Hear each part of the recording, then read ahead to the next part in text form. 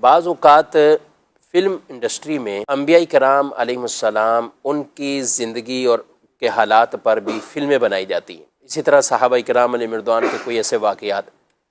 تو یہ کیسا عمل ہے کہ اس کے اندر بطور خاص کسی نبی کے کردار میں، یعنی ان کے جو بھی واقعات ہوئے تھے اب کسی کو وہ نام دے دیا، اسی طرح صحابہ کرام علیہ مردوان کے نام سے افراد جو ہے وہ اس میں اپنا کردار ادا کر دیں. تو یہ عمل کیسا ہے، شرعاً کیا کہتے ہیں؟ اس کی بالکل بھی شرعاً اجازت نہیں ہے، شرعاً یہ ناجائز و ممنوع ہے، اور اس میں بہت ساری قباحتیں، بہت ساری خرابیاں یہ موجود ہیں.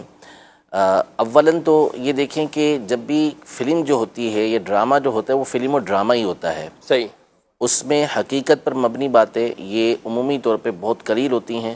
اکثر چیزیں اس میں وہ چیزیں ہوتی ہیں کہ جو اس سے تعلق ہی نہیں رکھتی، تو جھوٹ ان کی طرف منسوب کر دیا جاتا ہے، جھوٹ باتیں اس کے اندر شامل کر دی جاتی ہیں. یہ ہر تاریخ پڑھنے والا اور ہر علم رکھنے والا بخوبی اس کو اچھی طریقے سے جانتا ہے کہ صرف فلم یا ڈرامہ نہیں بلکہ اس موضوع پر لکھی گئی کتابیں بھی جو ہوتی ہیں اس میں جھوٹ شامل ہوتا ہی ہے. نمبر ایک یہ. نمبر دو، ظاہر ہے کہ جب فلم بنے گی، ڈرامہ بنے گا تو اس کے اندر میوزک نہ ہو ایسا نہیں ہوگا. میوزک اس کے اندر ہوگا، موسیقی اس کے اندر ہوگی، اور وہ ناجائز و حرام امور کے اوپر مبنی ہوگی، تو اس وجہ سے بھی اس کی حرمت بالکل واضح ہمارے سامنے. پھر تیسری بات یہ کہ ظاہر ہے کہ جو اس طرح کی چیزیں ہوتی ہیں وہ بے پردہ عورتوں کے بغیر چلیں گی نہیں، تو اس میں بے پردہ عورتوں کو کسی نہ کسی طریقے سے دکھایا جائے گا. یہ ایک اور حرام ہونے کی صورتیں. پھر اس کے بعد سب سے بڑھ کر یہ کہ یہ وہ عظیم و شان ہستیاں ہیں، وہ جلیل القدر ہستیاں ہیں کہ جن کا مقام و مرتبہ اللہ تبارک و تعالی نے قرآن مجید فرقان حمید میں بیان کیا ہے.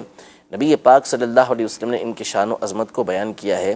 اب ان کے کریکٹر کو نبھانے کے لیے اور اس کی ایکٹنگ کرنے کے لیے کیسا شخص آتا ہے جس کی عیاشیاں اور جس کی بدکاریاں اور جس کی طرح طرح کی خرافات جو ہیں وہ سب کو معلوم ہوتی ہیں، اور وہی نعوذ باللہ ثم نعوذ باللہ ایک نبی کا جو ہے وہ کردار ادا کر رہا ہوتا ہے، تو یہ ایک اور خرابی اس کے اندر آ رہی ہوتی ہے.